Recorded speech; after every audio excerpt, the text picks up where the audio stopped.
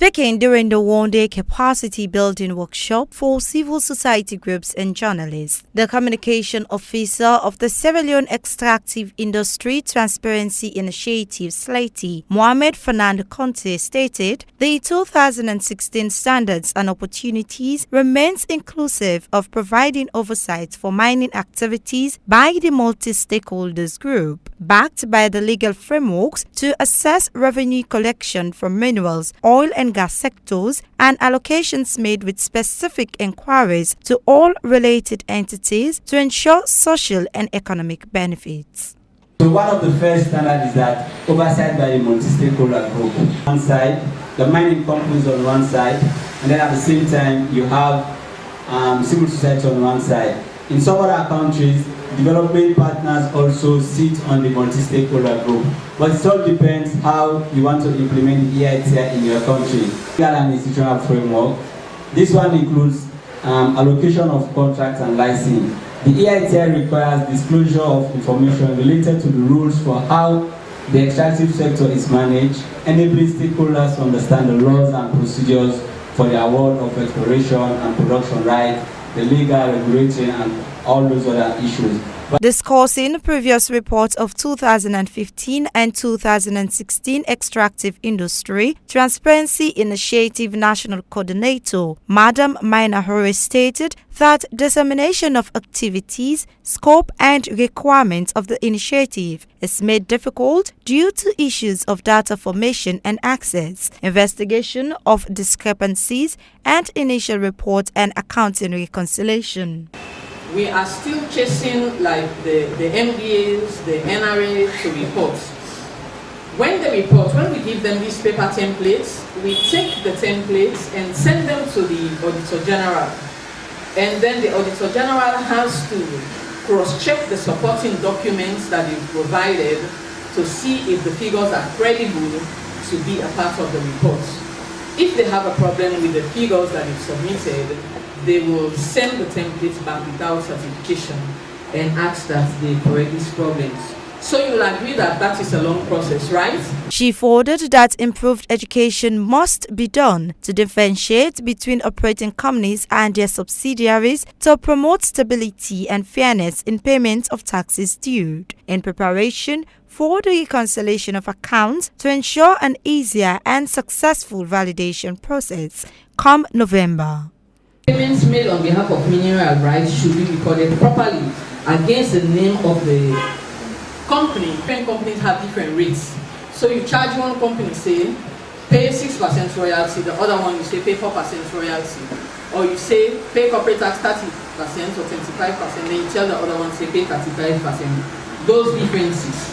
So those differences there have to be uniformity in all the different agreements of the different mining companies. Participants of the one-day capacity building workshop for civil society groups and journalists shared their perception on information given during the workshop. One of the key issues that came out of today's meeting is the fact that the corporate tax that continues to be paid by mining companies is really small. It's pitiful, it's meager. As a country, we need to be more serious.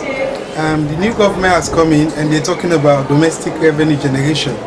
I believe for all those reasons, there is every need to go back and look at errant companies. Those companies have failed to pay, so that we ensure those revenues can come in and help develop Sierra Leone. And then unfortunately, another key issue that emerged is that there seems to be a disconnect between what the companies say they paid and what government receives. So that also needs to be ironed out. The most critical thing that came up from the discussion we had today with Sleiti has to do with the issue around the revenue we are getting as a country from the mining sector. For us, we are working on issues around public financial management, and we think that is very critical because the mining sector has to benefit the people that are residing in the localities where the mining is being done. But if these processes are not transparent and accountable, those revenues will not benefit the people, and the country equally will not benefit. And looking at the challenges we have to address as a country, we needed the revenue that is supposed to be paid in form of taxes, in form of licenses by this company, and for them to also declare the value of the assets and the production rate in the country, so that we can be able to get the value of the money that is required to do development as a country, more so with the priority needs around education, health, and the social sector. For us, as a budget advocacy network, that is what we think we should focus on with Sleiti discussions. He's telling us about the EITI process that is taking place in Sierra Leone, and I'm sure the Secretariat has done so much in bringing civil society and that of the media to understand what level Sierra Leone is now at when Sierra Leone is now due for validation.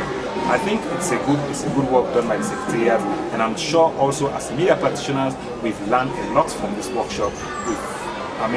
We've been able to capacity ourselves so that when we are going back to report on the issues that are happening in the EITI sector or in the extractive sector, we are now very well informed to know what to report on and how to report it. One most important thing that I want to emphasize on is the area of accountability, because according to the Secretariat, the EITI Secretariat, that the idea behind the EITI is kind of promoting transparency and accountability. But the area of accountability from my findings or from all the presentations today, I realized that is a big problem, because the way, according to the madam, that they are getting different when it comes to the revenue stream. We are in the mining company, will report the amount of money, and also government will report something different. So here comes in the issue of accountability.